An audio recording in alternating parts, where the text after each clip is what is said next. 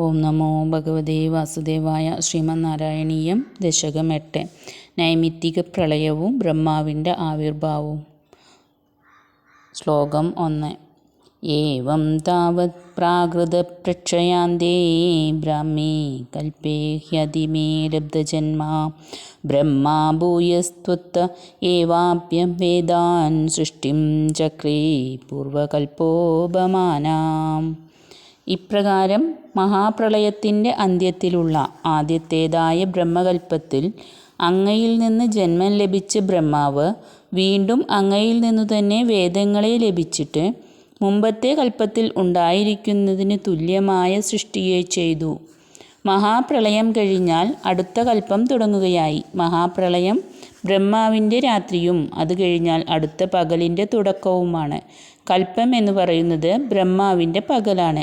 1000 ചതുർയുഗങ്ങൾ ചേർന്നതാണ് ഒരു കൽപ്പം. ഹരേ കൃഷ്ണ. സർവം കൃഷ്ണാർപ്പണമസ്തു.